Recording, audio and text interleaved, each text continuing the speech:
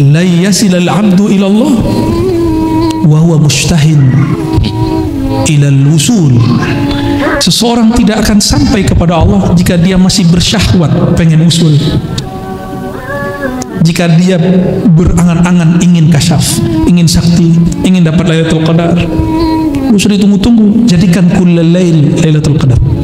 Apa ciri-cirinya? Mulai malam ini antum jangan kurang witirnya 3, kalau bisa 11 ya. Biasanya nonton dulu nggak kalau malam? Bener nih, bener nih. Kapan witirnya? Setelah nonton. Ngantuk-ngantuk antum terusin ya? Lawan, ini sudah deket, nggak nyampe berapa hari lagi nih. Ini udah gak ada ceritanya. Tiap malam antum sudah hampir wajib witir. Oke? Ngaji hikam nggak? Beneran nih ngaji hikam? Oke, tiap malam witir. Saya nggak bilang wajib loh ya. Hampir wajib. Pengen dicintai Allah, pengen usul tanpa susah payah, autiru walau biraqah. Berwitirlah tiap malam ya. Nanti ada masa di saat kita nggak berangan apa-apa, antum mengalami suatu pengalaman yang luar biasa indah. Insya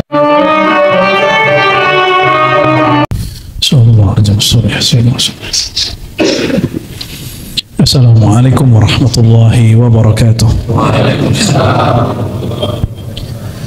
Alhamdulillah rabbil alamin wa subhanallahil azim wa bihamdih wa subhanalladzi asra bi'abdihi bihabibihi sayyidina Muhammad sallallahu alaihi wasallam. Asyhadu an la ilaha illallah wa asyhadu anna Muhammadan abduhu wa rasuluh. Allahumma salli wa sallim wa barik ala sayyidina Muhammad wa ala alihi wa ashabihi wa li baitihi wa zurriyyatihi ajma'in. Amma ba'du, Allahumma akhrijna min zulumatil wahmi wal jahli ila al-ma'rifatil ilmi. Allahumma ya Allah, keluarkan kami dari hijab kebodohan, amin, dari hijab kerasnya hati, amin, dari hijab dosa, amin, dari hijab semua yang menghalangi kami kepada Engkau, amin ya Allah, kepada raf'il hijab ya Rabbana, amin, sehingga Engkau angkat hijab-hijab itu dari kami, amin ya Rabbal alamin. Baik jemaah yang makan Allah, insya Allah kita tetap ngaji hikam, tapi hikam itu menjelaskan ayat ya. Karena eman-eman juga kalau nggak ngaji hikam ya. Meskipun saya dosen di Institut Ilmu Al-Quran yang menjadi pusat pengkajian tafsir, tapi saya belum menganggap diri saya mufassir ya. Tapi kalau menafsir, saya lebih senang menafsir secara isyari dan dzauqi. Jadi tafsir itu ada 3 jenisnya. Ada tafsir bil aqli, ada bin naqli, ada bil isyari. Kalau bin naqli dan aqli saya sudah lama minat di situ. S1 saya filsafat, S2 akidah, S3 akidah. Jadi S1 itu akidah filsafat dan tasawuf 3. S2-nya akidah sufi, S3-nya akidah salafi. Jadi dan itu tafsirnya muncul namanya tafsir bil aqli. Akal. Untuk tafsir bin naqli, naqli itu menukil dari sunnah, dari riwayat sahabat tabi'in, dan itu pun juga 15 tahun di ma'had. Dan fase itu menurut saya sudah cukup, sudah puas. Artinya kalau nanti ada isyarat kolbu yang menyimpang, nanti ditegur oleh akli dan naqlinya, diluruskan. Atau sebaliknya, jika ada isyarat akal yang menyimpang, justru zauq akli lah yang menegurnya ya. Untuk mengambil berkah malam ini ada kitab, ternyata di masjid ini ada kitab tua, kitab tafsir As-Sawi ya. Ini ditulis oleh Al-Alama Al-Mufassir Ahmad As-Sawi Al-Maliki. Ini masih cetakan Darul Fikr, kayaknya nggak ada tahunnya nih ya. Ada benar nggak ada tahunnya nih. Tuh kan nggak ada tahunnya. Ini kalau antum baca mungkin sebagian besar nilainya kayak cacing ini ya. Cacing tapi nggak bergerak, kecuali yang bisa baca kitab. Ini kitab tafsir ini unik karena dia masih berani menyebut tentang Wahabi ya. Kita pun sudah selesai lah. Makanya kalau teman-teman melihat kajian saya tentang Wahabi sebelum tahun 2020, itu pengennya nyerang mulu. Kalau sekarang udah gak ada minat nyerang-nyerang. Terserah mau Wahabi serang saya, serang aja ya. Karena jangankan Wahabi Aswaja aja yang nyerang kita ya. Dulu emang saya kira kebenaran itu dengan jidal. Kita berdebat, kumpulkan dalil, menang-menangan. Tapi ternyata al-haq bukan begitu. Al-haq nggak begitu. Kebenaran dari Allah itu turunnya ke dalam ruhani. Buku akal pikiran ini hanya menerjemah. Maka kalau ada orang berdebat menang itu belum tentu benar. Dan orang yang kalah berdebat belum tentu juga salah. Ya, dan sebaliknya. Ini bagi yang kenal saya S1 nggak percaya saya sekarang ngaji hikam, Pak. Jadi saya ketemu di rumah makan kawan saya S1, dia bilang, ente ngaji hikam? Udah tobat, Ji? Enggak tobat, memang dari dulu seneng, cuma mungkin dimensinya beda. Ya. Karena mereka tahu, dulu hampir tiap hari saya debat. Nggak ada dosen yang nggak saya debat. Cuma satu dosen yang nggak saya berani debat. Profesor almarhum Azumadi Azra. Saya nggak berani debat dia. Nggak tahu, ngeliat dia aja saya udah takut. Kalau di pesantren yang nggak berani saya debat cuma satu. Kayak Ali Mustafa Yaakob. Nggak berani saya debat. Ya. Sama sekali nggak berani debat. Bukan berarti kita nggak bisa nimpalin. Apa auranya itu membuat kita tunduk gitu. Membuat kita takluk. Teman saya ada yang berani debat beliau, tapi tetap aja kelas-kelas. Baik. Kitab ini beliau menyebut kelompok Khawarij itu Wahabi. Ini yang otentik dari kitab ini. Maka di cetakan terbaru itu ada yang dihilangkan.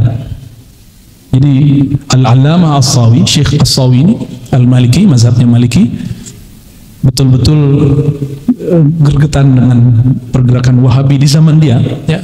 Apakah yang sekarang itu berbeda? Wallahu a'lam, ya. Saudi pun sudah berubah, Pak. Ya, Muhammad bin Salman karena tidak pro dengan ulama-ulama yang ekstrem itu, dia dijelek-jelekin oleh. Maka antum lihat media sekarang, itu justru media yang di sana nggak senang sama dia yang diterjemahkan oleh. Ya, walaupun kita nggak sepakat banyak hal dengan dia, tapi dia udah mulai sadar. Bapak kalau pergi ke Uzbek, yang dicari orang kuburan. Kuburannya bagus-bagus, orang gak nyembah kubur, orang cuma pengen melihat silsilah ilmu dia, ternyata ada wujud kuburnya. Seandainya Saudi itu jaga situs-situs bersejarah dari dulu, itu negara nggak perlu, bahkan nggak haji umroh pun itu negara akan luar biasa kuat devisanya.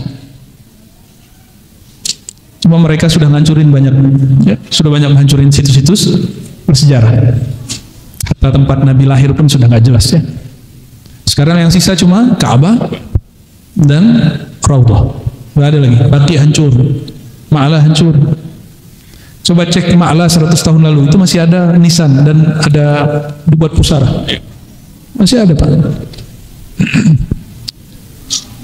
Saya ziarah juga ke Sayyidina Abdullah bin Abbas di Taif, sama, di pagar, dibiarin nggak jelas begitu. Nah, nampaknya sekarang MBS itu sudah mulai sadar. Karena samping dia, Uni Emirat Arab sudah maju. Mereka punya aset lebih gede kok nggak maju. Nah, itu karena menghancurkan masa lalu. Dan Muhammad bin Salman, kenapa dibenci? Karena dia sudah deklarasi Wahabiyah itu adalah perang dingin Amerika dan Rusia. Ini Soviet zaman dulu. Jadi pemimpin mereka, dia kan Perdana Menteri statusnya, putra mahkota dan Perdana Menteri, sudah mengatakan itu. Terus kita yang di sini masih mengatakan bahwa Wahabiyah itu yang asli Salafi, ketinggalan itu, ya. Tapi ala kulli hal, saya cuma berharap kepada antum semua, kita berbeda dengan Salafi, Wahabi bukan untuk benci, beda-beda aja. Oh, mereka benci kita, itu urusan mereka. Kita nggak ada urusan membenci mereka. Oke, ya. Kalau nggak benar ngaji hikamnya. Kita tabarukan baca kitab ini sedikit. Jadi kitab tafsir As-Sawi ini hasyiah, dia menjelaskan tafsir kecil, judulnya Jalalain. Jalalain itu pegangan wajib santri-santri kelas sanawiyah. Bahkan ada kiai-kiai yang sudah senior pun masih ngajarin Jalalain. Ini yang kemudian ditertawakan oleh Sidi Ahmad Al-Ghumari di Tonja. Bagi dia Jalalain itu la yughni min ju'. Begitu juga adanya Sidi Abdullah Ghumari. Tentu ini kadang yang ngomong, ini versi ulama. Kalau untuk kalangan ulama, Jalalain itu nggak bikin kenyang. Ternyata Imam Suyuti punya kitab yang kedua, Ad-Durrul Mansur. Oh, itu baru tebal kitabnya. Ya. Bismillahirrahmanirrahim. Subhana, kata Imam Suyuti, ay tanzih. Kata subhana itu menunjukkan kemaha sucian, maha hebat, ya. Alladzi asra bi'abdihi, yang mengisrakan hambanya. Kata asra itu menunjukkan as-sayru laila, jalan di malam hari. Itu kalau mau lihat pemahamannya itu ada di Syair Hayyul Hadi, ya. Saya waktu di Jambi di penutup saya menjelaskan tentang itu, ya. Alladzi asra bi'abdihi laila. Nah, ini yang menarik dari Imam As-Sawi. Apa kata beliau? Coba perhatikan, ya. Qauluhu bi'abdihi lam yakul binabiyhi wala birasulihi. Perkataan Allah, maha hebat dia yang memperjalankan hambanya. Allah tidak mengatakan binabiyhi wala birasulihi, bukan memperjalankan nabi, bukan memperjalankan rasul, tapi siapa yang diperjalankan? Hambanya. Apa maknanya? Ini yang menarik di kitab ini. Isyaratun ila anna wasfal ubudiyyah akhassul awsaf, bahwa maqam ubudiyah itu adalah sifat paling istimewa, karena tidak mungkin jabatan kenabian dan kerasulan itu melekat kecuali pada orang yang disebut abdun. Seandainya kerasulannya hilang, kehambaannya nggak hilang. Jadi abdun itu artinya apa? Hamba. Seandainya dia tidak lagi bertugas sebagai roh nabi, nabi yang masih hidup hari ini, Nabi Idris di langit keempat dengan tubuh buminya, kemudian Nabi Isa di langit kedua dan di bumi. Tapi ini riwayatnya ulama sufi sepakat, tapi ulama ahli hadis tidak sepakat. Ulama ahli hadis tahu hadisnya tapi meragukan wujudnya, yaitu Sayyidina Al-Khidir dan Sayyidina Ilyas, itu di bumi. Namun kalau ahli-ahli zikir, ahli-ahli rohani, mereka ketemu, ya, apalagi di Mekah Madinah itu sering ketemu itu, ya. Apalagi antum naik ke Jabal Nur itu bisa ketemu tuh, salah satunya, ya. Cuma kan sifatnya subjektif, sulit kemudian antum percaya kalau tidak mengalami, karena dia subjektif. Subjektif itu personal, tergantung orang yang mengalami. Ya, maka jika ada orang yang mengingkari, ya nggak ada masalah juga sama kita. Dia nggak ngalamin, ya. Nah, ini yang menarik kata beliau, ya. Akhassul awsaf wa asyrafuha, li'annahu idza sahat nisbatul 'abdi li rabbih bihaitsu la yusyrik bihi fi ibadatihi lahu ahadan faqad faza wa sa'ida, ya. Karena kesuksesan seorang hamba menjadi hamba itu cuma ketika dia sukses menjadi abdun. Nah, dalam ungkapan Imam Ibn Arabi, abdun itu disebut wilayah, kewalian. Ibn Arabi ini dituduh oleh Ibn Taimiyah mengatakan wali lebih tinggi dari nabi. Ternyata sekelas Ibn Taimiyah bisa salah baca, yang bergelar Syekhul Islam itu. Syekhul Islam loh gelarnya, antum syekh apa? Sekelas dia Syekhul Islam bisa keliru, apalagi kita itu. Dan kita memaklumkan itu, tidak ada masalah. Ternyata Ibn Arabi dalam Fususul Hikam di bagian Sayyidina Musa pernah membahas tentang bahwa wilayatul anbiya, nah itu yang ketinggalan. Kewaliannya seorang nabi, jadi nabi itu pasti wali. Itu a'la, lebih tinggi daripada kenabian dia dan kerasulannya. Nabi pasti wali, tapi tidak semua wali itu nabi. Tapi kalimatnya nggak diteruskan, kata Ibn Arabi dalam Fususul Hikam, ya. Apa kata dia? Kalau wali, tidak ada wali yang paling tinggi makomnya kecuali dia paling rendah, dan dia satu derajat atau sekian derajat di bawah nabi yang paling rendah. Ada wali paling tinggi. Siapa wali yang paling antum kenal? Namanya Sidi Syekh Abdul Qadir Jilani Al-Qutub Ar-Rabbani. Itu beliau wali tertinggi, tetap saja jauh di bawah makom kenabian. Itu maksudnya. Ya, jadi al-walayah, kewalian itu alaqah khassah bainal abdi wa rabbih. Hubungan spesial antara sang hamba dengan Tuhan. Maka biasanya orang-orang yang kekasih-kekasih Allah itu namanya apa? Tapi kalau dia datang kepada Allah itu pakai nama kewalian. Nama kewalian itu pakai Asmaul Husna. Ada yang Abdul Sabur, berarti dia datang kepada Allah dengan bab kesabaran. Ada yang Abdul Razzaq. Orang ini tambah rezeki, nggak pernah membuat dia terhalang memandang Allah Subhanahu Wa Taala. Ya, imam kita ya. Ya, namanya Abdul Razak. Masya Allah. Panggilannya apa tadi? Ojak.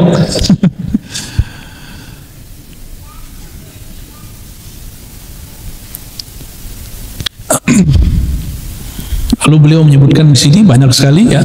Tapi yang mau saya ambil bagian itu aja. Bagian yang lain mau ngisahin Isra Mi'raj sampai 12 malam mau. Janganlah ya. Ya. Dan kajian saya sudah banyak tentang kisah itu. Hadis per hadis. Dari tahun ke tahun pakai Sahih Bukhari kita biasanya. Ya. Sekarang kita masuk ke hikam aja ya. Nah, menjelaskan jika kalimatnya tentang abdun, kehambaan, pada kita itu kewalian. Pada Rasulullah itu makom kehambaan. Makom paling basic beliau. Bagi kita itu sudah paling tinggi, yaitu kewalian. Mungkinkah seorang umat Nabi Muhammad SAW mengalami itu? Mungkin ya. Antum pengen Isra nggak? Isra itu tujuannya apa di ujung ayat? Linuriyahu min ayatina. Tapi ada di suatu kitab, ya, kitab ulama-ulama terdahulu juga. Al-Masjidil Haram itu simbol apa? Kiblat. Apalagi persatuan. Ini kayaknya politik nih. Ketahuan nih bacaannya nih ya. Nonton beritanya ya. Apalagi bagus Ustaz. Al-Masjidil Haram itu simbol apa? Kalau kita ke Masjidil Haram, haram itu maknanya apa? Suci, terlarang. Artinya terlarang. Kalau ada disebut hutan terlarang, itu hutan suci maksudnya. Nggak boleh dipotong, nggak boleh diambil, nggak boleh dijamah. Ketika orang ihram di Al-Masjidil Haram, di tanah haram, ada pantangannya nggak?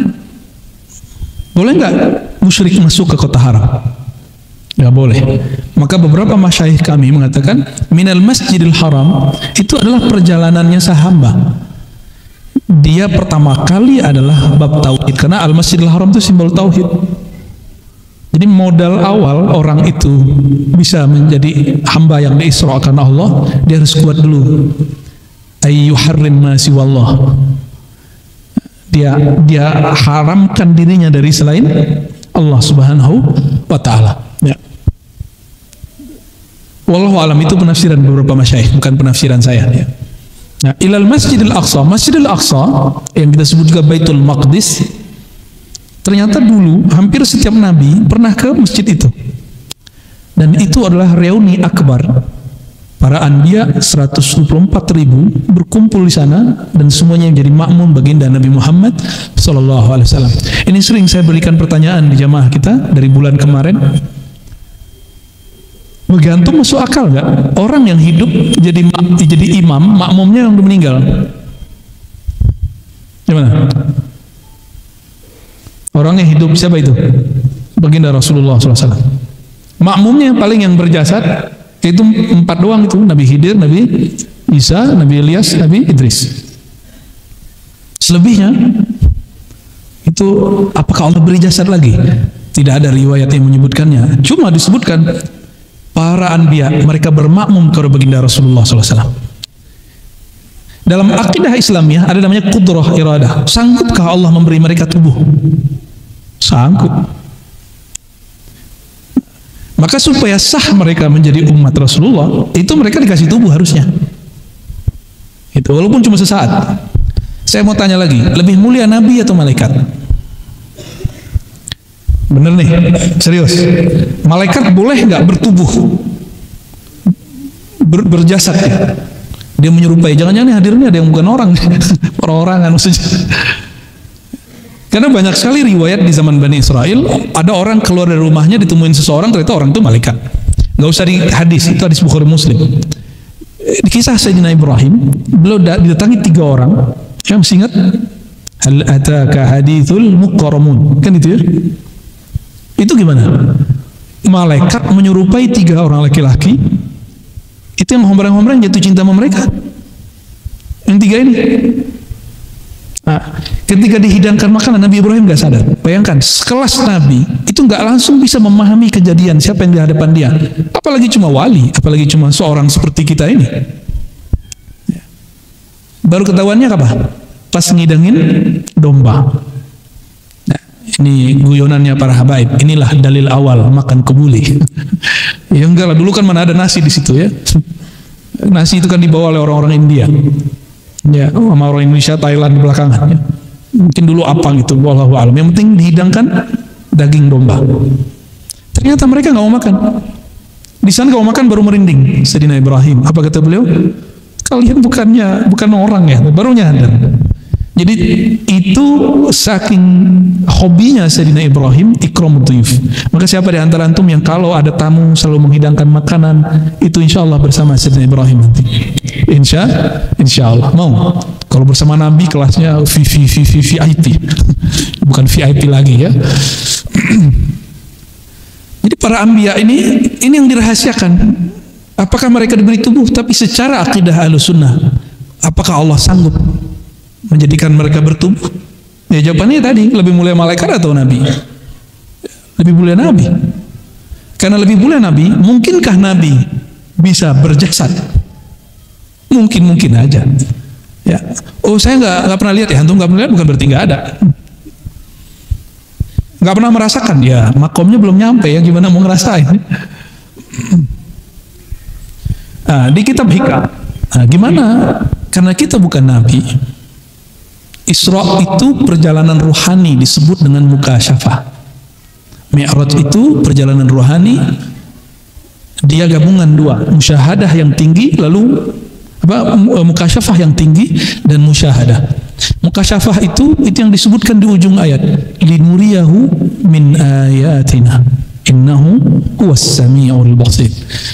Tujuannya untuk memperlihatkan kepada engkau wahai Muhammad, kepadanya min ayatina. Maka ini jadi kaidah miftahul mukasyafah ya'ud ila dhamirhu ay Muhammad sallallahu alaihi wasallam.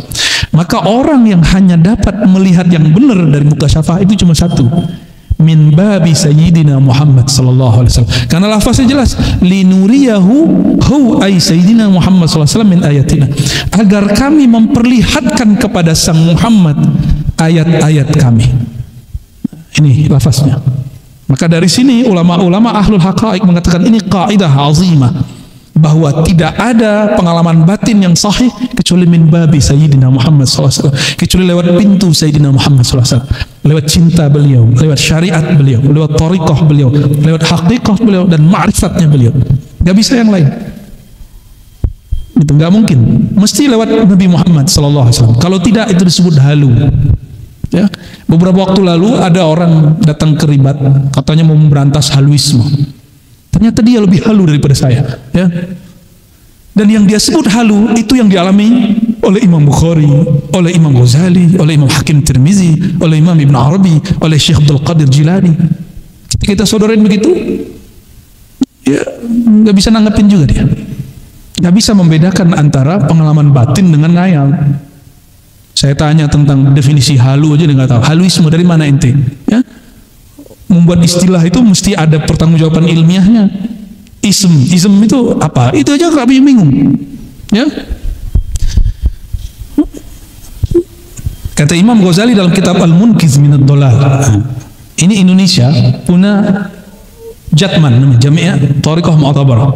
Ya.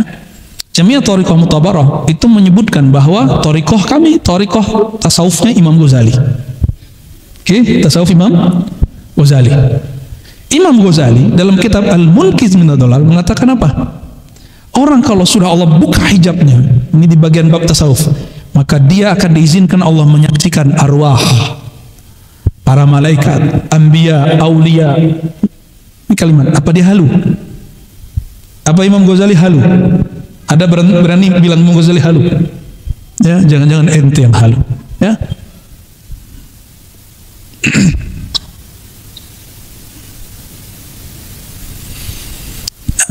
Jadi Isra itu boleh disebut mukasyafah, batin yang disingkap oleh Allah sehingga seorang hamba menyaksikan bukan lagi dengan basar, tapi menyaksikan dengan basirah.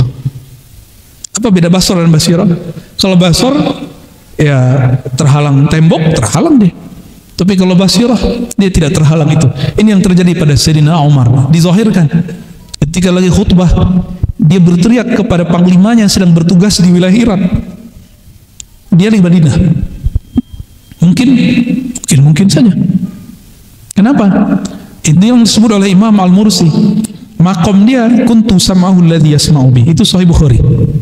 Pendengaran dia sudah diganti oleh Allah. Pandangan dia sudah ditukar oleh Allah Subhanahu wa taala.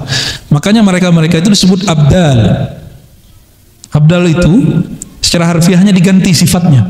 Harfiahnya diganti karakter dan kemampuannya. Wallahu a'lam bishawab, ya.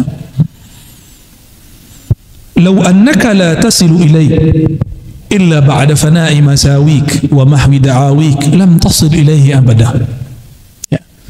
Ini ada mitologi. Jadi bertasawuf tuh banyak mitosnya daripada realnya. Dulu kawan-kawan saya kalau mau ngaji hikam itu ejekannya dahsyat. Lu mau ngaji hikam? Setengah jam sebelum jam sholat urusan masjid tuh. Lalu ada urusannya apa dengan itu? Itu masalah mau ngambil bab sunnah atau tidak, bab mustahab atau tidak. Oh, itu kalau ngaji hikam udah nggak boleh dosa. Berarti kalau nggak ngaji hikam boleh dosa gitu. Itu logika apa itu? Logika apa ya begitu? Lebih mulia hikam atau Quran? Orang baca Quran, terus ada takdir dia berdosa, terus gimana? Tinggal tobat tuh mudah. Gak usah kemudian mempersulit hidup. Kalau mau dikasih perbandingan kira-kira seperti itu. Di hikam ada kalimat cara supaya kita bisa mengalami Isra rohani. Kalau Nabi SAW Isra Mi'rajnya udah pasti ruh dan jasad. Ini disebutkan di tafsir Sawi. Apa kata beliau?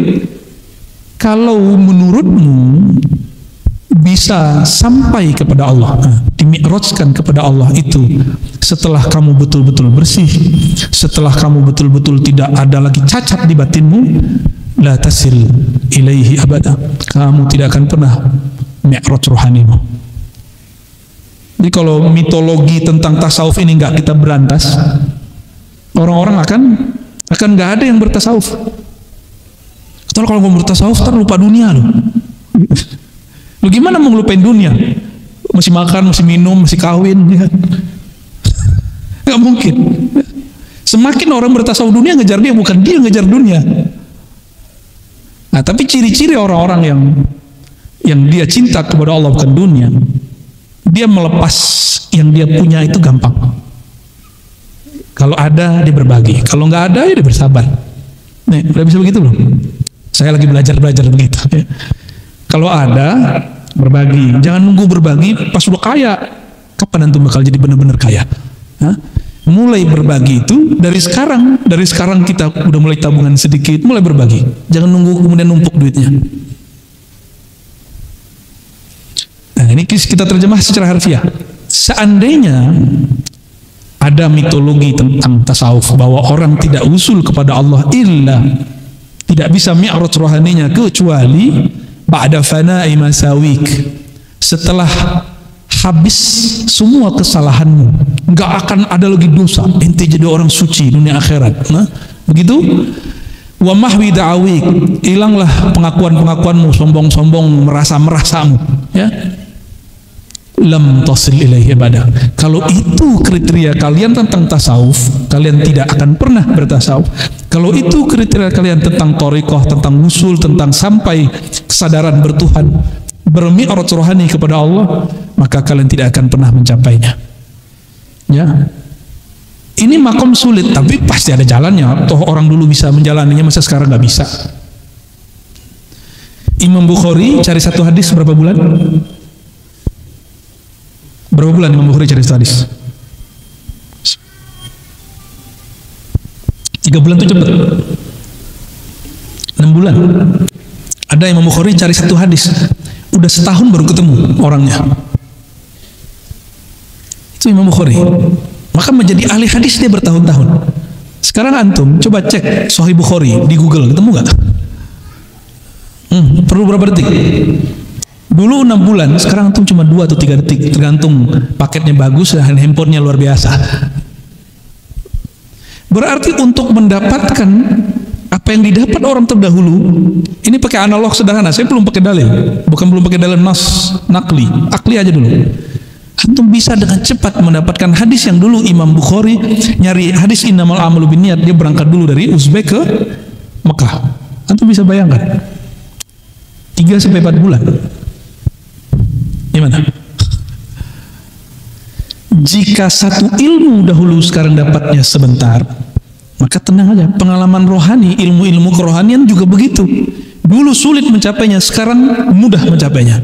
Jadi ini bergerak barengan. Dan semua itu Allah sediakan untuk akhir zaman ini. Hadis sekarang gampang ya. Saya nyari kitab sekarang tinggal telepon, besok datang kitabnya. Mau kita minta berapa dus, datang kitabnya. Kalau dulu enggak, kita jadi mahasiswa dulu aja sulit. Jadi 10 tahun yang lalu masih sulit. Sekarang katanya pandemi, katanya krisis, lebih mudah. Nah, maksud saya sederhana. Bab kerohanian tambah mendekat akhir zaman, tambah cepat. Tambah cepat ya.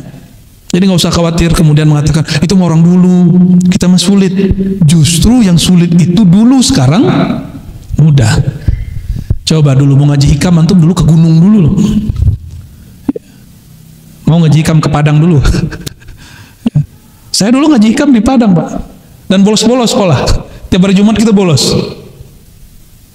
Maka saya ngaji hikam itu keputus-putus. Minggu ini ngaji, minggu besok lihat dulu gurunya datang nggak. Kalau nggak datang, telat dikit saya langsung kabur. Sekarang enak kan? Direkam lagi kan enak. Nggak perlu bolos-bolos. Diulang-ulang, enak bener antumnya. Nah, kalimat ini untuk menghilangkan apa yang kita bayangkan bahwa bertasawuf, merasakan kesadaran bertuhan yang dirasakan para wali-wali itu nggak mesti antum jadi orang suci, gitu maksudnya. Saya nggak mesti jadi orang suci, karena jika engkau tasil ilaih, sampai kepada Allah ba'da fana'i masawik wa mahwi da'awik, kamu tidak lagi ada dosa, kamu jadi orang bersih sebersih-bersihnya, hati kamu bening sebeningnya, lan tasil ilaihi abada, kamu nggak akan pernah menjadi kekasih Allah. Oleh karena itu, jangan heran nanti ada pemaksiat, tobat sebentar dia mengalami pengalaman batin yang luar biasa. Ada orang penampilannya nggak kayak ustadz, tapi kalau zikir rohaninya sudah koneksi ke siapa. Antum kalau kurang percaya, baca kitab Imam Mu'ta'ilah yang lain, judulnya Lataiful Minan. Saya sampai sekarang nggak pernah bosan. Dulu punya kitabnya satu, tahqiq Syekh Abdul Halim, nggak tahu hilang. Kita beli lagi, baca lagi, khatam lagi, nggak pernah bosan. Karena di situ para masyayikh kalau lagi zikir, kadang rohaninya ketemu, rohani siapa, ketemu nabi siapa, itu biasa. Saya lihat kemarin ada video, seseorang tiba-tiba dipermalukan oleh satu jamaah, cuma karena dia mengatakan saya berguru kepada rohani ini, ke rohani itu. Lalu dibikin malu sama orang. Ini terjadi karena mereka tidak lagi membaca kitab-kitab turas. Ya, baca kitab Lataiful Minan cukup. Di situ Sayyidina Abul Hasan Syadzili mengatakan, guruku dulu Ibnu Masyis, sekarang guruku langsung Jibril, Mikail, katanya gitu. Antum kira-kira gimana tuh? Jibril, Mikail, Israfil, Warruh Al-Akbar.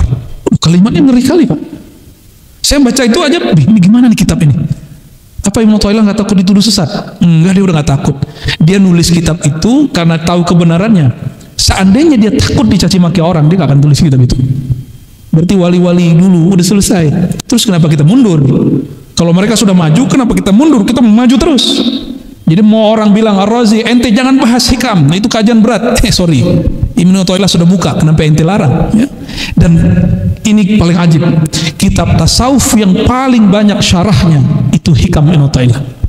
Dan hampir semua bahasa yang ada orang Islamnya.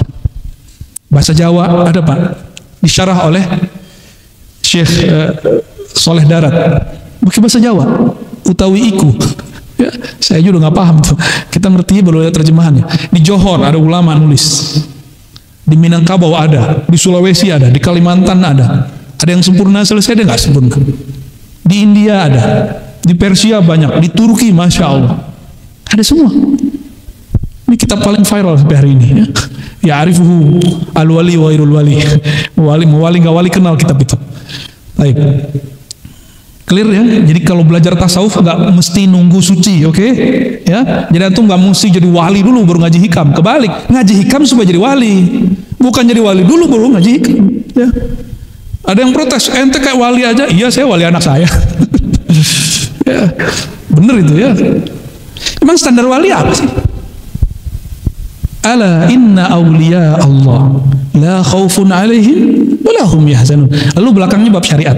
Allazina amanu wa kanu yattaqun. Tapi yang paling inti di depan itu, sesungguhnya wali-wali Allah. Jadi kalau orang-orang kebanyakan melihatnya itu la khaufun alaihim wa la hum yahzanun. Itu buahnya, Pak. Wali itu nggak ada gundah gulana. Sedih manusiawi tapi tidak sampai putus asa. Dia ada rasa was-was tapi tidak sampai membuat ragu bertuhan. Itu bedanya. Itu wali. Tapi kata kuncinya bukan di situ. Kata kuncinya di kata ala inna auliya Allah. Dalam bahasa Arab disebut mudhaf mudhafun ilaih. Auliya Allah itu makom tertinggi di bawah makom Nabi. Ketika nama dia, gelar-gelar dia ditempelkan pada nama Allah, itulah makom tertinggi. Auliya Allah itu paling tinggi, nggak ada lagi. Di atasnya Nabi. Ngaji hikam itu bukan jadi wali dulu baru ngaji hikam. Oh, wali mah nggak perlu kitab ini. Jujur saya pernah ketemu orang yang menurut saya dia wali. Bagi dia hikam cuma bagi pemula katanya. Ini ngomong seorang mursyid. Dari saya kecil tuh dia ngomong gitu. Itu pemula. Wali ada mursyid satu lagi dia bilang, oh enggak, itu pemula menurut dia. Kalau bagi saya kata beliau itu menengah. Kalau yang kedua ini saya cerita aja. Itu nama guru saya Abuya Al-Hasan Al-Basri. Dulu waktu saya masih umur 13 tahun ketika talaqi kepada beliau, beliau bilang di atas hikam ini ada lagi kitab yang lebih tinggi. Dulu kita kira hikam yang lebih tinggi. Oh, ternyata benar. Ini kolektornya ada Buya Zulasfi. Entah berapa dia punya kitab tasawuf. Aneh-aneh lagi judulnya. Tuh sampai sekarang waras-waras saja. Nggak ada gila. Wa ghatta, mana lagi kalimatnya?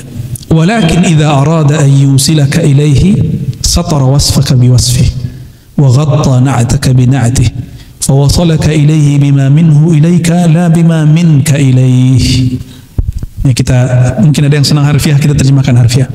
Walakin, tetapi jika dia hendak mengisrakan engkau, memi'radkan engkau, mewusulkan engkau, satara wasfaka biwasfihi, maka sifat rendahanmu akan ditutup oleh Allah dengan sifat keindahannya.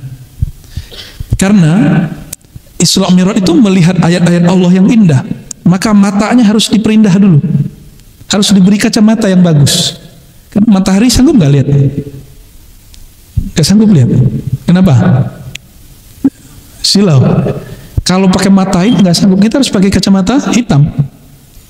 Kalau ada orang menyaksikan alam lain hanya dengan mata ini, dia pasti buta. Gak sanggup mata ini. Ya. Apalagi mata ini maksiat tiap malam, maksiat tiap hari. Ya. Gak mau maksiat, iklannya maksiat. Sekarang tuh maksiatnya dianterin orang.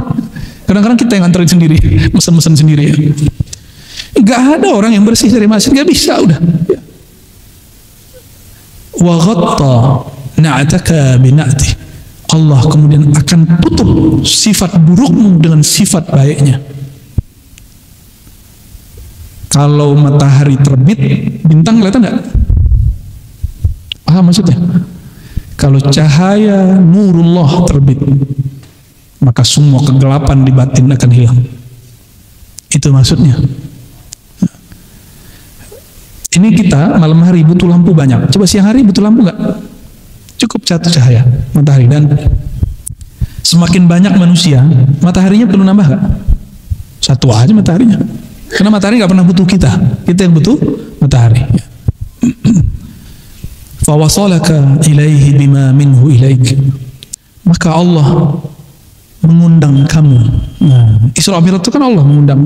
Maka lafaznya bukan sara, tapi asra. Dia yang mengundang Rasulullah SAW di malam hari untuk datang kepadanya. Nah, fawasalaka ilaihi bima minhu ilaik.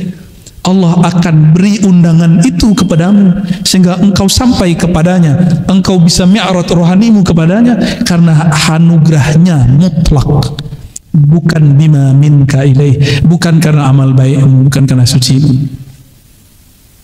Oleh karenanya normalnya orang kalau mau ditalkin itu wiridan 7-40 hari baru kuat kolbunya talkin. Tapi orang-orang tertentu ketemu semalam, ketemu sejedang dan guru sudah boleh ditalkin. Tapi itu nadir. Kata salah satu guru kami di Malaysia, Tuan Guru Jahid namanya, an-nadir kal adam, dia ngomong gitu. Jarang itu kayak nggak ada. Dulu guru dari guru-guru kami, itu pendiri salah satu pesantrennya Buya Zul Asfi ini, namanya Syekh Sulaiman Ar-Rasuli. Beliau lama ngaji di Mekah. Syekh Sulaiman Rasulu ini dikabarkan oleh orang-orang Thariqah Naqsyabandiyah di tempat kami, saya punya sanad Quran kepada Syekh namanya Muhammad Arsyad bin Abdurrahman. Tapi dia seorang mursyid. Syekh Muhammad Arsyad ini punya murid, dan muridnya punya murid. Itulah guru saya, murid dari murid dia. Bercerita apa? Ketika beliau datang, Syekh Sulaiman Rasul ini ulama. Waktu di Mekah ngaji fikih, tapi belum belajar thariqah, tasawuf. Ketika terjadi beberapa perkembangan keislaman di kampungnya, maka dia mencari mursyid. Dan mursyid yang layak untuk ngajarin dia, karena hijabnya seorang alim itu dia harus cari orang lebih alim dari dia. Ya, padahal kalau dia bisa melihat bahwa ilmu itu anugerah dari Allah, dia nggak mesti bermursyid kepada orang yang lebih alim. Kepada mursyid aja nggak mesti alim. Dicarilah Syekh Muhammad Arsyad, seorang muqri, bisa membaca Al-Quran 7 qiraat dan hafiz Quran, namanya Syekh Muhammad Arsyad bin Abdurrahman. Ini bukan Muhammad Arsyad Datuk Kalampayan Banjar, bukan. Itu hanya semalam. Hikayat yang saya terima, ditalkin malam ini langsung pingsan seperti Nabi Musa. Malam besok baru bangun. Nggak perlu khalwat 40 hari, ijazah langsung keluar. Ijazahnya langsung jadi mursyid. Udah rohaninya sudah berangkat sudah. Tapi tetap dia ikut suluk. Besok Ramadannya dia ikut khalwat. Apa maksud saya mengatakan ini? Allah itu suka-suka dia. Jika ada hamba yang dia kehendaki, nggak mesti orang itu orang alim, nggak mesti itu orang habib, nggak mesti anak kiai, nggak mesti doktor, bisa jadi orang awam.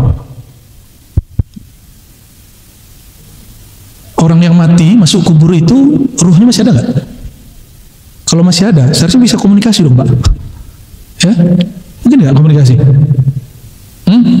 Nabi SAW itu sering mempertontonkan itu di depan para sahabat. Lewat di Ma'la nyapa, lewat di Baqi nyapa, lewat di Uhud nyapa. Bahkan kadang ngobrol. Ketika ketemu dengan di tempat habis ma'rakah, tempat perang yang di situ gugur orang-orang kafir Quraisy, apa kata Nabi? Oi fulan, apakah kalian menemukan apa yang dijanjikan Tuhan kalian? Nabi nggak ngomong. Meninggal baginda Rasulullah SAW, Sayyidah Fatimah, ketika Nabi Muhammad SAW dikubur, itu kalau kita ngubur biar tanahnya kuat, kita injek-injek, ingat apa kata Sayyidah Fatimah? Ya abtah, wahai ayahanda. Manggil ayahnya, ayahnya sudah dikubur. Itu Sahih Bukhari, Pak. Ada yang berani menentang Sahih Bukhari? Ya, memanggil orang dikubur, ya abtah, wahai ayahanda, ya abati, kan maknanya begitu. Betapa teganya orang nginjek-nginjek kamu. Kira-kira gitu. Sayyidah Aisyah tinggal bersama kubur baginda Rasulullah SAW bertahun-tahun sampai ayahnya meninggal. Lalu kemudian masuk Sayyidina Umar di kubur itu baru dia keluar. Kuburion kan Sayyidah Aisyah, pencinta kubur, tidur di kuburan, Pak. Kenapa Sayyidah Aisyah kemudian keluar dari kamar, gak tinggal situ lagi? Karena dia menghukumi orang yang sudah wafat seperti orang hidup. Jadi gak boleh lagi buka hijab dekat kubur. Hati-hati nih ibu-ibu ya, kalau datang ke kubur pakai hijab, karena di sana mereka bisa nyaksiin kita dengan izin Allah Subhanahu wa Ta'ala. Bapak Ibu yang bukan Allah, inilah Isra Mi'raj versi Imam Nu'taillah. Kata beliau sederhana saja, Allah kalau mau memi'rajkan, mengusulkan seseorang, maka sifat dia akan diganti. Ya, kalau mau diganti, diapain? Ini yang disimbolkan di dalam hadis Imam Bukhari, baginda Rasulullah SAW dibedah dadanya.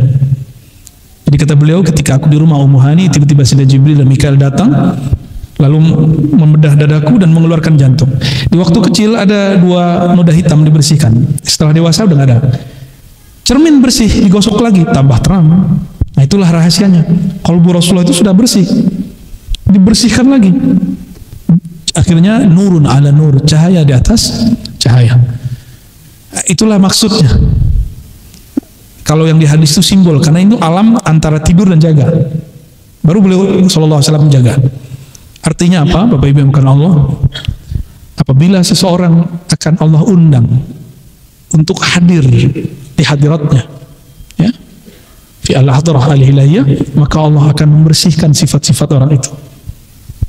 Sesaat itu aja. Setelah itu mungkin dia kembali lagi ke sisi manusiawinya, mungkin dia kotor lagi, tapi dia tidak akan pernah lupa dengan pengalaman itu. Inilah yang dikatakan oleh Imam Abdul Qadir Jilani. Apa kata beliau dalam Al-Fathur Rabbani? Ketika seorang hamba, jadi maksudnya dirinya sendiri, berzikir duduk dalam khalwatnya, meninggalkan sisi basyariahnya, maka Allah datang mengenalkan diri kepadanya. Ana Rabbuka. Allah berkalam kepada Syekh Abdul Qadir, wahai Abdul Qadir, akulah Rabbmu. Ini yang sisi, yang cerita benarnya. Kalau cerita yang jeleknya itu yang mengatakan semenjak hari ini semua yang haram halal bagimu. Nah, bukan yang itu. Bukan yang itu. Ini cerita yang benarnya. Kita kan tahunya selama ini cuma kisah itu. Akhirnya kita nggak pernah percaya kalau ada orang mengalami ana rabbuka, kata Allah kepada dirinya. Padahal itu terjadi pada Imam siapa? Syekh Abdul Qadir Jilani. Beliau nabi atau bukan? Kalau beliau bukan nabi, berarti beliau seorang hamba Allah min ummati Sayyidina Muhammad SAW. Maka mungkinkah umat hari ini bisa mengikuti jejak beliau? Sanggupkah Allah memperkenalkan dirinya seperti dia memperkenalkan dirinya kepada Syekh Abdul Qadir Jilani? Mungkin nggak? Mungkin. Jadi itu bukan bab khusus buat beliau. Nah, ini yang digarisbawahi oleh Imam Al-Ghazali, bahwa pengalaman ini yang disebut Mi'raj. Mi'raj itu bertemu Allah, Isra itu bertemu ayat-ayat Allah. Siapa yang mengalami itu? Setiap orang yang menghambakan dirinya kepada Allah. Nah, menghambakan diri itu bukan dengan banyak rakaat sholat, tapi dengan memahami bahwa dirinya hamba, baru sholatnya benar. Itu maksud kita dulu mengatakan bahwa syariah itu tabi'atun lil haqiqah. Itu maksudnya syariat itu nggak akan pernah diterima oleh Allah kalau hakikatnya nggak benar. Hakikat itu dalam sholat itu niat. Innamal a'malu bin niat. Itu bab hakikat. Kalau niat gak benar, sholatnya benar gak? Ya cuma orang kan gak mau paham. Ya. Kita sebutkan teks 1000 dia gak mau percaya. Yang penting kalau kita ngomong salah. Ya. Tapi alhamdulillah ruhani manusia hidup. Ya. Maka dzabal fuadu ma ra'a. Sang fuad di dalam kolbu ini gak akan pernah salah. Meskipun orang-orang menentangnya, tapi yang punya fuad pasti mencarinya. Ya, semoga fuad kolbu kita ini Allah terangi dan Allah izinkan menyantap rohaninya. Amin amin rabbal alamin. Sebelumnya salah satu guru kami mohon didoakan juga, tadi ada Kiai Aliyafi ya, mursyid kami juga, namanya Syekh Khatib Ilyas An-Naqsyabandi As-Sammani, dan juga ada guru yang sedang sakit, Syekh Tuanku Muda Sawir ya. Yang pertama umurnya 101 wafat. Kalau yang kedua sekarang umurnya 80-an, tapi memimpin zawiyah tarekat, surau tarekat dari umur 20. Dan setiap malam, hampir setiap malam dia kalau zikir nggak kurang dari 5.000 setiap malam. Dari umur 20 sampai sekarang, antum hitung berapa tabungan rohaninya. Ya. Mohon doa untuk beliau berdua dan guru-guru yang lain, mursyid-mursyid yang lain. Insya Allah sudah dekat Ramadan. Mungkin ini juga penutup kajian hikam sebelum Ramadan ini. Tawakuf dulu, mungkin nggak bisa kan ada safarnya. Ada safar. Semoga nanti pada Ramadan ada lagi, insya Allah ya. Dan doakan juga kami, insya Allah dalam waktu dekat kita akan buat surau ribat, ada tempat suluknya di daerah BSD nanti. Nanti antum bisa ngaji lebih puas di sana. Sekarang kalau di ribat masih terbatas, kan sekarang yang ngajar Buya Zul Asfi dan beberapa ustaz, 70 orang sudah sumpuk, AC-nya udah gak kuat. Semoga nanti bisa buat. Nah, untuk semua ini 2 kali Fatihah. Pertama untuk guru kami Allah yarham Syekh Khatib Ilyas An-Naqsyabandi, dan yang kedua yang sedang sakit Syekh Tuanku Muda Sawir An-Naqsyabandi As-Sammani. Al-Fatihah. Bismillahirrahmanirrahim. Iya. dan untuk semua hajat kita, yaitu ingin usul kepada Allah, ingin rohani ini mendapat kesadaran kepada Allah, dan untuk hajat-hajat duniawi dan ukhrawi. Mari kita bacakan surah Al-Fatihah. Sudah.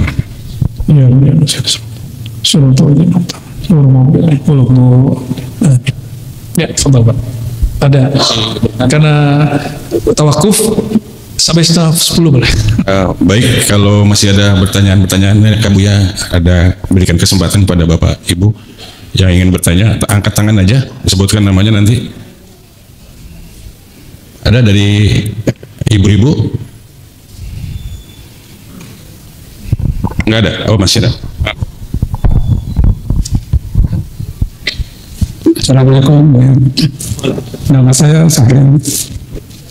Saya ingin bertanya, kan kita sering mendengar dari para ulama-ulama rifat, katanya kalau kita belum mengenal Allah, itu kita sholatnya batal.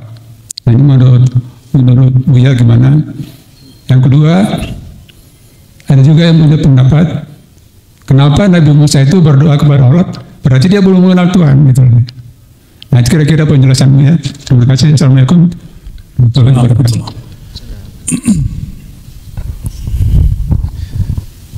Diterima dan sah itu lain, Pak. Kalau ilmu fikih berbicara sah dan batal. Sah dan batal itu berdasarkan rukun dan syarat. Dalam rukun Islam, rukun sholat, adakah mengenal Allah? Nggak ada, adanya di syarat. Apa syarat wajib sholat? Muslim wajib sholat. Siapa Muslim? Orang yang bersyahadat. Seharusnya dia sudah kenal Allah, minimal namanya. Ya, minimal apa? Mengenal Allah itu ada kelasnya. Paling rendah itu mengenal nama. Yang kedua mengenal af'al, perbuatan. Yang ketiga mengenal sifat. Baru puncaknya mengenal zat. Itu mengenal yang mana? Kita kenal nama Allah cukup. Muslim sudah. Kalau kenal nama Allah, kenal nama tidak berpisah dari yang punya nama, pasti dia nggak akan syirik. Kalau sudah tidak syirik baru disebut mukmin, ya. Tapi kalau kamalus sholat, kesempurnaan sholat, betul mengenal Allah. Mengenal Allah itu hakikat. Sholat itu syariat, menjalankannya namanya thariqat. Beda nggak? Jadi sholat itu tujuannya apa? Menghambakan diri kepada Allah karena kita sudah kenal. Contoh gampangnya gini Pak, Bapak udah nggak kerja kan, udah pensiun kan? Ya, dulu waktu kerja nggak kenal sama atasan, hormat nggak sama dia? Nggak hormat. Tapi kalau sudah kenal sama atasan kita, kita hormat nggak sama dia? Patuh nggak sama dia? Cari muka nggak sama dia? Cari muka, depan muka monyet. Kalau orang kenal kepada Allah, maka dia patuh kepada Allah. Sholat itu kepatuhan. Kalau ada orang sholat belum patuh, berarti dia sedang latihan sholat. Kita ini sekarang sedang latihan sholat. Bapak itu belum betul-betul sholat. Serius. Aqimis sholata li dzikri. Baru benar ini. Dirikan sholat, hakikatnya sholat untuk mengenalku, mengingatku. Zikri. Mungkin nggak mengingatnya, nggak dikenalkan, nggak mungkin. Maka sholat, zikir itu wajib. Itu pasangannya. Kalau sholat tidak ada zikir, maka secara ilmu hakikat tidak diterima, bukan batal. Jadi kadang-kadang istilah fikih dibawa ke akidah, istilah akidah dibawa ke bab tasawuf, nggak nyambung. Ya? Orang yang ingkar kajian-kajian kita itu rata-rata dia ambigu, dia talfik, campur-campur istilah. Udah jelas kitab tasawuf dibacanya ala akidah, udah jelas bab akidah dibacanya ala fikih, udah jelas bab hakikat dibacanya versi fikih. Batal tidak batal itu bab fikih, jangan salah bab, jangan salah istilah. Gimana? Ada lagi Bapak Ibu? Yang kedua tadi apa? Nabi Musa berdoa itu nggak ada urusannya kenal dengan nggak kenal. Doa itu mukhul ibadah. Doa itu inti dari kenal. Apa arti doa, Pak? Doa itu bahasa Arab artinya apa? Minta itu bahasa modus itu. Meminta itu bahasa Arabnya tolak. Kalau doa artinya apa? memanggil, menyeru. Doa itu menyeru. Kalau saya mau panggil, hoi, siapa yang ngeliat saya? Enggak ada orang mau lihat. Di sono saya lihat ada namanya orang Abdullah, saya panggil, hey Abdullah, baru dia. Maka berdoa itu justru aslul ma'rifah. Orang ketika berdoa itu tanda ada asal ma'rifah dalam dirinya, dikenal kepada yang dia seru. Maka doa itu memanggil, qul ud'ullaha aw ud'ur rahman. Katakanlah, berdoalah, serulah, panggillah Allah. Jadi doa itu, tolong terjemahannya dibenerin, bukan meminta saja. Doa itu memanggil, menyeru, bermanja-manja. Ya, saya ini orangnya pegar, Pak. Tapi kalau saya sakit, ada orang yang saya sayang, ibu, istri, atau saudara, itu saya bermanja-manja, tolong saya, gitu. Seneng, pengen dapat perhatian. Udah jadi mahasiswa saya masih ingat, almarhum ibu saya, itu saya sakit 2 minggu, hampir sebulan, ya, pemulihannya sebulan. Itu tiap malam, udah mahasiswa, nggak mau ibu saya pindah dari samping saya. Itu kan kayak baby tuh, orang udah mahasiswa. Kalau sakit masih pengen memaknya. Kalau nggak ada memanggil di saat butuh itu luar biasa. Ini pengalaman, Pak, biar paham doa itu gimana sih doa. Semoga antum nggak ngalamin yang saya alami ya. Awal saya menikah, saya kan nggak punya kerjaan nikah itu, Pak. Nikah itu nekat aja. Kita nikah, lagi S2, nggak ada kerjaan tapi tawakal ilallah. Karena saya yakin al-ilmu lebih manis dari kerja. Maka orang yang belajar satu ilmu pasti semut datang. Mesti rezeki pasti datang. Itu konsep saya dari dulu. Antum kalau nggak yakin amat jangan lakukan. Ini hanya untuk orang yang yakin ya. Hatta bapak saya nggak yakin. Kamu mau ngasih makan anak orang apa? Saya tanya, masa orang tarekat nanya begini soal itu? Bapak saya begitu langsung, udah kamu nikah soal. Pernah kejadian, uang saya cuma sisa 50.000, Pak. Kamu sakit, saya sakit, dia sakit, istri saya sakit. Yang saya kenal cuma siapa? Emak sama bapak saya. Kita nelfon bapak ibu, manggil mak langsung nangis. Memanggil nama ayah, panggilan ayah, mak langsung nangis. Maksudnya apa tuh? Orang kalau ittirar, afaman yujibul muttarra idza da'ah, itu kalimatnya, doa. Siapa lagi yang akan menjawab ketika ada seorang hamba hatinya sedang genting, hatinya sedang terpaksa, duit lagi nggak ada, baru manggil nangis. Jadi antum kalau lagi betul-betul ittirar kepada Allah, ini baru ke hamba, ini analog aja, cuma analog. Kita butuh kepada orang tua, kita lebih membutuhkan kepada Allah SWT. Antum doa apa sih nangis? Nggak ada, nggak nangis. Dan sekarang nggak berani lagi Pak minta rezeki saya sekarang kalau menangis, ya Allah, kenapa hamba ini masih maksiat? Hati ini kenapa belum? Kok masih begini? Oh ternyata dalam hikam udah ditulis begitu. Emang udah sunatullahnya. Dan ketika kami umroh kemarin, dapatlah satu hikmah. Fazkuruni azkurkum. Ingatlah aku ingat kamu. Ya, benar. Tapi orang tidak akan mampu mengingat Allah kalau Allah tidak menggerakkan dia ingat kepada Allah. Benar. Ini bukan Jabariyah, ini cerita bab anugerah. Di saat saya berzikir, berarti Allah sedang menghendaki saya menyebut namanya. Paham maksudnya? Di saat antum gak zikir, Allah lagi berkehendak apa? Allah lagi berkehendak kita melihat alam semestanya. Itu juga zikir. Maka bedakan nisyan dengan ghaflah. Wala takun minal ghafilin. Janganlah engkau menjadi orang yang sengaja lalai. Kalau nisyan tidak, sudah berusaha khusyuk enggak khusyuk. Itu namanya nisyan. Wazkur rabbaka idza nasita. Kapan engkau sanggup mengingat Allah? Jika engkau sudah nasita, engkau sudah nisyan. Itu kata Imam Najmuddin Al-Kubra. Nisyan ini dua, lalai, lupa. Pertama, dia lupa kepada dirinya, baru dia ingat Allah. Itu namanya zikir khafi. Yang kedua, dia lupa alam semesta, dia kemudian ingat Allah. Itu namanya zikir jahar. Jadi seseorang berzikir jahar keras, itu bukan suara yang meninggi. La ilaha illallah, itu suara raf'us saut. Tapi zikir jahar menurut ahlul haqaiq, Ketika engkau memandang alam, tapi engkau tidak melihat alam, yang kau lihat adalah sumbernya alam. Maka di saat kita melihat alam, mungkin lidah nggak nyebut Allah, kalbu nggak nyebut Allah, tapi kan kita ngelihat perbuatan Allah, ya kan? Zikir juga nggak? Jadi orang kalau faham bab ini, dia tidak akan pernah lupa kepada Allah walaupun satu detik. Antum nggak akan mungkin bisa zikir subhanallah tiap detik, nggak mungkin.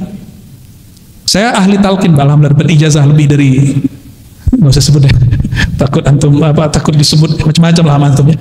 Dapat izin mentalkin zikir Allah, Allah, Allah. Tapi saya boleh jujur kepada antum supaya antum tidak mentakdis, mengkultuskan. Qalbu ini kadang dia fokus nyebut nama Allah, kadang tidak. Dan sekian tahun saya mencari jawabannya, baru dapat waktu malam Rajab kemarin, 27 Rajab. Waktu sedang melihat ke Masjidil Haram.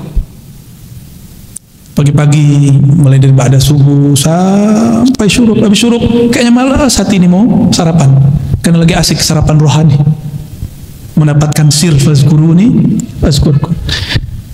Dan di alam ini kan kalau nggak namanya Allah, perbuatannya Allah, kalau nggak sifatnya Allah dan pemiliknya zatullah.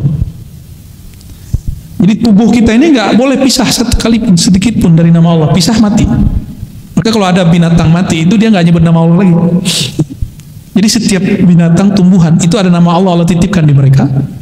Kalau di riwayat hadis diberikan rasio yang bagus bahwa ada malaikat bertanggung jawab di pohon. Tapi menurut kitab Isrul Asrar Syekh Abdul Qadir Jilani enggak, di situ ada sir, ada ruh an-nabat, ya, ruhun nabat, ruh an-nabat. Jadi berdoa bukanlah tanda tidak kenal Allah, tapi berdoa itu menunjukkan bahwa ada aslul ma'rifah di kalbunya. Maka di hadis disebut mukhul ibadah. Ya, kalau saya boleh menyebut istilah lain, ad-du'a simatul walayah. Doa itu ciri khas kewalian. Itu. Ya, wali itu kenal sama yang dia panggil. Ya, kalau nggak kenal, kalau panggil istri kan nggak ada yang lihat, tapi panggil nama dia pasti dia lihat. Berani manggil orang pakai oi? Hah? Coba manggil Allah pakai oi. Oi. Bisa nggak? Enggak. Di jalan ketemu orang kita panggil, yang kita panggil namanya atau tubuhnya, tangan gitu nggak? Namanya atau gelarnya. Mungkin dia dulu rektor kita, Pak Rektor, walaupun dia bukan rektor lagi. Jadi yang dipanggil apa? Nama dan gelar. Ya, Pak DKM. Oke, barangkali itu ya. Jadi tolong diluruskan Pak, ngaji ma'rifat tuh harus hati-hati, ngaji hakikat. Karena ya, banyak orang tergelincir di situ. Kita berdoa semoga Allah menjaga kita semua. Gimana? Masih lanjut? Ya. Marrah wahidah. Assalamualaikum warahmatullahi wabarakatuh. Assalamualaikum. Saya baca dalam kitab karangan Syekh Imam Nawawi. Dalam kitab itu dijelaskan dalam Banten.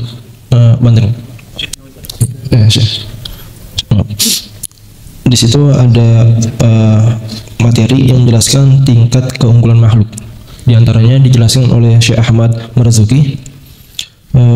Jadi tingkatan ini para nabi dan rasul lebih unggul daripada malaikat. Yang lebih unggul daripada nabi dan rasul adalah Nabi Muhammad. Setelah Nabi Muhammad adalah Nabi Ibrahim, Nabi Musa, Nabi Isa, Nabi Nuh.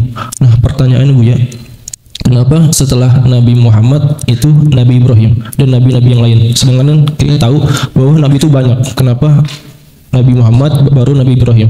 Sekian. Assalamualaikum warahmatullahi wabarakatuh. Assalamualaikum warahmatullahi wabarakatuh. Sayyidina Ibrahim itu sebutannya Abu Tauhid. Abu Tauhid. Apa arti Abu Tauhid? Abul Muwahhidin, bapaknya ahli tauhid. Dan tidak ada nabi dari Bani Israel, dari Bani Ismail, orang-orang Arab, bahkan dari jalur Siti Konturo menjadi orang Asia Timur, Asia Tenggara seperti kita, kecuali keturunan beliau. Jadi insya Allah wali-wali Allah yang ada di negeri kita itu keturunan Siti Konturo. Insya Allah, kita nggak bisa mastiin juga. Ya. Tapi di hadisnya begitu, bahwa Siti Konturo adalah istri Sayyidina Ibrahim yang melahirkan orang-orang Asia Timur dan Tenggara. Wajahnya ya kayak kita ini. Jadi bukan kita dari Cina atau Cina dari kita. Karena secara DNA kita lebih tua daripada DNA orang Cina. Lebih tua 10.000 tahun dari orang Yunan. Itu penelitian terakhir dan itu paling valid. Ya, paling valid. Jadi bukan orang Cina itu kampung kita, bukan. Ya, mungkin mereka yang dari kita. Wallahu a'lam bis-shawab, ya. Satu lagi kali Ibu ya, dari ibu-ibu nih biar adil. Maaf. Ya, belum selesai. Sedikit lagi. Jadi kalimat yang ditulis oleh beliau Syekh An-Nawawi Al-Bantani mengenai kenapa Nabi Ibrahim yang ada, jadi paling tinggi Nabi Muhammad SAW, di bawahnya Nabi Ibrahim, karena semua Nabi ajaran tauhidnya dari beliau. Tapi Nabi Ibrahim nurnya dari siapa? Ya. Jadi nurnya ini dijelaskan di kitab Sirrul Asrar dan juga di kitab Syifa. Nur itu setelah Allah ciptakan, Allah masukkan ke Nabi Adam, berpindah ke Nabi. Kita tidak percaya reinkarnasi, Pak. Tapi di luar sana ada orang-orang beragama lain menyebut itu reinkarnasi. Nurnya pindah ke Nabi Nuh, karena mereka nyebut itu reinkarnasi. Bagi saya bukan. Itu bukan reinkarnasi. Itu hanya Allah yang tahu istilahnya apa. Kita nggak usah istilahkan, ya. Tapi saya ketemu beberapa guru belakangan dan dia menyebut dengan istilah tawarus atau tanazul. Turun, nurnya turun, dan nur itu tidak akan berhenti sampai kiamat. Karena kalau berhenti kiamat. Makanya al ulama warasatul anbiya. Nur itu masih berkembang sampai hari ini. Semoga kita yang hadir malam ini dapat percikannya. Amin ya rabbal alamin. Ya.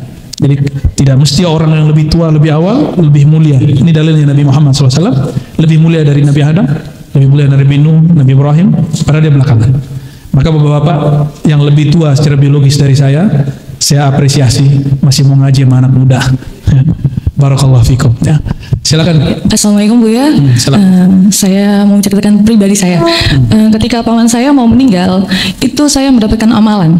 Nah, ketika beliau meninggal dunia, saya menyebut nama beliau aja sampai nangis-nangis. Sampai saat ini pun saya tidak bisa melupakan beliau. Padahal saya tuh tidak dekat dengan beliau ya, almarhum itu. Nah, bagaimana untuk amalan itu? Karena ketika saya memakai amalan itu, ibadah saya menurut saya lebih baik. Maksudnya lebih mendekatkan diri dengan Allah. Amalannya apa? Seperti istighfar, Al-Fatihah sama Al-Ikhlas. Itu sebelum. Kalau untuk tidurnya seperti sunnahnya Rasulullah, pada Sayyidah Fatimah untuk diajarkan itu aja. Ya, untuk sampai saat ini setelah dia setahun, saya masih tetap mengingat beliau sampai benar-benar menangis ketika mengingat dia. Itu aja saja. Terima kasih Bu ya, mohon arahannya. Assalamualaikum warahmatullahi wabarakatuh. Jika mengingat beliau agak berat, ingat kita aja ya. Ingat kajian malam ini. Tapi saya tambahkan, setiap kali mau wirid, perbaharui la ilaha illallah, jaddidu imanakum biqauli la ilaha. Maka kita lengkapi dengan syahadat. Jadi setiap kali mau beramal, mau sholat, syahadat dulu. Mau sholawat, mau baca Quran, syahadat dulu. Kenapa? Dalam hadis Nabi disebutkan, ya, badiru bil a'mali fitanan. Segeralah kamu beramal soleh. Kenapa? Nanti ada masa yumsi, ya, ar-rajul mu'minan wa yusbihu kafiran. Pagi dia mukmin, sore dia kafir. Ini bukan kafir khuruj minal murtad, tapi kafir hakikat. Atau kalau bahasa Imam Nawawi Dimashqi, itu kufur nikmat. Yang bahaya itu kufur mun'im, pemberi nikmat. Nah, itu batal akidahnya. Kalau kufur nikmat masih bisa diselamatkan. Jadi kita nggak tahu apakah dalam perjalanan bekerja ada yang terlepas di kolbu ini. Maka setiap kali beramal syahadat. Nah, insya Allah setelah itu akan amal. Nah, apa yang kurang dari ibu? Tidak memfatihai beliau. Jadi mulai malam ini kalau mau beramal, ya, fatihain beliau dulu, baru baca wiridnya. Insya Allah kalaupun nanti nangisnya akan bisa diatasi dengan fatihah. Karena fatihah itu berangkat meninggalkan makhluk menuju khalik. Itu isi fatihah.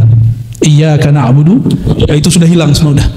Jadi kalau ada orang masih galau dengan makhluk, itu baca Al-Fatihah dan banyak-banyak baca iyyaka na'budu aja, langsung hilang itu. Obatnya dari Fatihah. Jadi beliau sebenarnya sudah kasih wirid obat itu Fatihah. Cuma mungkin ada beberapa guru itu nggak enak. Kamu baca Fatihah buat saya itu nggak enak. Ya nggak sopan aja. Tapi murid harus tahu diri. Fatihahin gurunya, nggak mesti nunggu dia mati. Ya. Banyak yang nanya, loh kan masih hidup, kok kirim Fatihah? Dia mau kirim Fatihah untuk orang mati. Kita kirim Fatihah kan buat ruhnya, supaya kekayaan rohaninya melimpah kepada kita. Kalau tubuhnya nggak perlu kita Fatihahin, ya dia udah jatah sendiri sama Allah. Jadi Fatihahnya kita itu lifaitir rahmah, supaya rahmat Allah yang ada dalam diri orang itu mengalir kepada kita. Itu rahasia Fatihah. Tapi bagi ahli thariqah disebut mahar berguru. Mahar berguru itu kalau masih hidup, masih meninggal. Kalau masih hidup antum ya kasihlah dia hadiah. Kalau masih ada keluarganya, kasih hadiah buat keluarganya. Ya, hadiah ya semampu kita lah beri. Membahagiakan guru itu luar biasa. Itu cara paling cepat menuju Allah SWT. Jadi ada tempat saya orang nggak ngamalin macam-macam, nggak sempat. Dia cuma tukang masak gurunya. Setiap gurunya lapar, nasi sudah ada. Apa katanya? Masya Allah, Ananda, semoga Allah memberkahimu. Itu orang yang wiridan di surau, belum ada yang didoain. Malam Lailatul Qadar, semua orang tertidur, dia yang bangun sendiri. Dia lagi dulu kan masih pakai kayu la ilaha illallah, masuk la ilaha illallah, semuanya pakai la ilaha illallah. Itu api nggak berasa panas sama dia, kakak dia gini-gini aja bener. Ya, karena dia nggak ngeliat api, dia ngeliat yang lain. Ada orang yang sadar saat dia Lailatul Qadar, ada yang tidak. Ada yang dia cuma zikir aja, dia nggak tahu kalau itu Lailatul Qadar. Nggak ada masalah, nggak mesti ada pengalaman-pengalaman aneh-aneh. Jadi bahagiakan guru. Ya. Jangan pernah berpikir apakah guru ingat saya, tapi pikirkan apakah saya selalu ingat guru. Jadi kalau ketemu sama guru di jalan jangan bilang ingat saya nggak. Lo guru itu muridnya banyak. Soal adab kita begitu. Ya. Cuma kalau yang sudah terlanjur, nanti kalau ketemu lagi jangan begitu. Ya. Sebanyak itu tamu dia, murid dia. Masa dia ingat ente? Ente siapa? Kecuali ada sesuatu yang berkesan. Nah itulah namanya cari perhatian guru. Cari perhatian itu ngasih hadiah, datang berkunjung. Kalau nggak datang berkunjung, ya senangkan hatinya. Maka dia akan ingat terus. Maka dalam kitab disebut ya, disyarahikan juga Imam Sya'rani, jangan kamu tanya kepada gurumu, ingatkah engkau kepadaku? Tapi tanyailah dirimu, seberapa ingat kamu kepada gurumu, sebanyak itulah kamu bisa ingat Rasulullah SAW. Sebanyak apa kita terkenang ajaran Rasulullah, indahnya Rasulullah, akhlak Rasulullah, rindu kepada Rasulullah, maka sekencang itulah. Ini yang disebut di dalam hadis Nabi, hadis Qudsi, siapa yang datang kepadaku berjalan, ya Allah, aku datang kepadanya berlari. Maksudnya apa? Siapa yang datang kepadaku berjalan, menjalani ajaran kekasihku, aku akan jemput dia. Dia datang jalan, aku lari. Cepat sekali. Itu yang disembunyikan dalam isyarat hadis ini. Ya. Jadi kita tertatih-tatih bangun malam hari, terus saja lakukan terus. Nanti di satu saat, ini sebagai penutup di Syarah Hikam, ya. Satu saat, di saat saya sudah nggak ambisi mau mi'raj, sudah nggak berangan-angan mau usul, udah nggak minat lagi mau kasyaf, tidak kasyaf, sudah netral dan nol kalbunya. Kata Imam Abul Abbas Al-Mursi, guru Ibnu Athaillah Sekandari, la yasil al-'abdu ila Allah wa huwa mustahin ila al-wusul. Seseorang tidak akan sampai kepada Allah jika dia masih bersyahwat pengen usul, jika dia berangan-angan ingin kasyaf, ingin sakti, ingin dapat Lailatul Qadar. Usah ditunggu-tunggu, jadikan kullal lail Lailatul Qadar. Apa ciri-cirinya? Mulai malam ini antum jangan kurang witirnya 3, kalau bisa 11. Ya. Biasanya nonton dulu nggak kalau malam? Bener? Nih bener nih. Kapan witirnya? Setelah nonton. Ngantuk-ngantuk antum terusin. Ya. Lawan. Ini sudah deket, nggak nyampe berapa hari lagi nih? 23. Sudah ini. Syabannya udah berapa nih? Berarti nggak nyampe 25 hari lagi. Ini udah gak ada ceritanya. Tiap malam antum sudah hampir wajib witir. Oke? Ngaji hikam nggak? Beneran nih ngaji hikam? Oke, tiap malam witir. Saya nggak bilang wajib loh ya. Hampir wajib. Pengen dicintai Allah, Pengen usul tanpa susah payah? Autiru walau birakaah. Berwitirlah tiap malam. Ya, nanti ada masa di saat kita nggak berangan apa-apa, antum mengalami suatu pengalaman yang luar biasa indah. Insya Allah hazina wa likulli salih. Al-Fatihah. A'udzubillahi minasy syaitonir rajim. Bismillahirrahmanirrahim. Alhamdulillah. Ya Rabbi ya Allahumma ya Rahman ya Rahim ya Karim ya man asra bi'abdihi layla. Amin. Ya Allah, salli ala Sayyidina Muhammad. Allahumma salli wa sallim alaihi. Alladhi asraytahu min al-masjidil haram ila al-masjidil aqsa. Amin. Ya Allah, sampaikanlah salam kami kepada hamba Engkau, kekasih Engkau. Amin. Nabi kami, Rasul kami. Amin. Sumber dari nur alam semesta kami. Amin. Nabi Muhammad sallallahu alaihi wasallam. Sampaikan juga ya Allah cinta kami, rindu kami. Kami tidak bertanya ya Allah apakah kami ada di dalam hati baginda Rasulullah. Amin. Tapi kami selalu menanyakan diri kami ya Allah, kapan hati ini selalu ada baginda Rasulullah. Amin. Allahumma inna ala dzikrika wa syukrika wa husni ibadatik. Amin. Maka bantulah kami ya Allah untuk banyak berselawat mengenang Nabi Engkau. Amin. Sehingga kami mudah mengingat Engkau. Amin. Sehingga kami mudah mensyukuri Engkau. Amin. Sehingga kami mudah menyempurnakan keubudian kami kepada Engkau. Allahumma ya muqallibal qulub, ya musarrifal qulub, tsabbit qulubana ala dinika wa ta'atik. Amin. Ya Allah, jika kami perhatikan kolbu ini ya Allah, hari ini kami ngaji, malam ini kami berdoa beristighfar, tapi setelah pulang kami maksiat kembali, hati kami kotor lagi ya Allah. Jika mengandalkan kesucian hati, kebeningan hati ya Allah, kapan kami akan merasakan kerinduan kepada Engkau ya Allah? Amin. Kapan kami akan sampai kepada keridhaan Engkau ya Allah? Maka falaula minnatun minka ya Mannan ya Hannan. Amin. Kalau bukanlah karena anugerah dari Engkau ya Allah, kami tidak akan merasakan kehadiran Engkau dalam diri kami ya Allah. Farzuqna ya Rabbana al-hudur wal yaqza wal fana wal baqa biminnatik wa bini'matik. Maka dengan nikmat dan anugerah kemurahan Engkau juga ya Allah, bi karamika ya Karim, Amin. bi ataika ya Mu'ti. Dengan kemurahan Engkau yang tak bersyarat ya Allah, meskipun kami masih durhaka ya Allah, jemputlah rohani kami untuk merasakan kerinduan itu kepada Engkau, merasakan hadir Engkau dalam ibadah kami. Amin. Allahumma ya Allah, qulubuna muzlimat, qalbu kami ya Allah penuh gelap. Gelap karena sombong, gelap karena duniawi, gelap karena urusan-urusan kecil yang masih menghambat kami di dunia ya Allah. Amin ya Allah. Namun nur Engkau ya Allah jika telah terbit, maka semua kegelapan akan hilang ya Allah. Amin. Fa asyrik ya Rabbana nuraka fi qulubina. Maka terbitkanlah ya Allah dengan kerahman rahim, dengan kemurahan hadiah-hadiah-Mu. Amin ya Allah. Cahaya Engkau, cahaya Nabi Engkau di dalam diri kami ya Allah. Nawwir qulubana ya Rabbana bi nuri mahabbatik. Amin. Maka izinkan ya Allah diri yang hina ini ya Allah, mata yang masih maksiat ini, telinga yang masih maksiat ini, kolbu yang masih berkhianat untuk merasakan ya Allah cinta kepada Engkau ya Allah. Amin. Allahumma ya Allah, Rasul-Mu mengatakan, idza ahabba syai'an aktsara dzikrah. Jika seorang hamba cinta sesuatu akan banyak berzikir mengingatnya. Tapi kami mengaku ya Allah, kami belum banyak mengingat Engkau ya Allah. Bahkan di dalam sholat pun kami lupa kepada Engkau ya Allah. Fazakirna bilutfika ya Allah.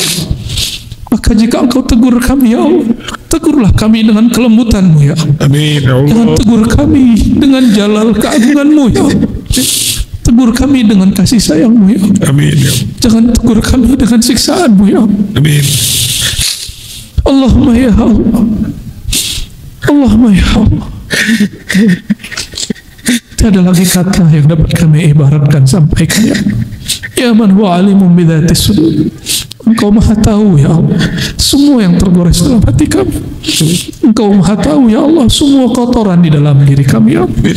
Engkau maha tahu ya Allah di belakang baju kesolehan kami ada pengkhianatan kehambaan kami kepada Engkau. Amin ya Allah. Wa'fu anna ya afu. Maka ya Allah, maafkanlah kami ya. Amin ya Allah. Bukakan selalu ya Allah pintu taubat bagi kami. Amin ya Allah. Izinkan kami hidup dalam rahmat-Mu ya Allah. Amin. Wafat dalam maghfirah-Mu ya Allah. Amin ya Allah. Masuk ke alam sana penuh dengan syafaat baginda Rasulullah sallallahu alaihi wasallam. Sallallahu alaihi. Allahumma ya Allah ikhtim lana bihusnil khatimah. Amin ya Ya Allah biha, ya Allah biha, ya Allah bihusnil khatimah. Rabbana atina fid dunya hasanah Amin. wa fil akhirati hasanah wa qina adzabannar. Amin. Wa sallallahu ala sayyidina Muhammad. Allahumma salli. Walhamdulillahi rabbil alamin. Walhamdulillah. Al-Fatihah. A'udzu billahi minasyaitonir rajim. Bismillahirrahmanirrahim. Ya Rabbi. Waladhdallin. Subhanakallahumma wa bihamdika asyhadu an la ilaha illa anta astaghfiruka wa atubu ilaik. Ikutin saya baca salawat. Sallallahu ala nuril mubin Ahmad al-Mustafa sayyidil mursalin wa ala alihi wa sahbihi ajma'in. Sallallahu rabbuna ala nuril mubin Ahmad al-Mustafa sayyidil mursalin wa ala alihi wa sahbihi ajma'in. Sallallahu rabbuna ala nuril mubin Ahmad al-Mustafa sayyidil mursalin wa ala alihi wa sahbihi ajma'in. Walhamdulillahi rabbil alamin. Demikian yang dapat kami sampaikan. Semua kebenaran milik Allah. Mohon maaf atas salah kurangnya. Mohon maaf juga tidak dapat bersalaman semuanya. Assalamualaikum warahmatullahi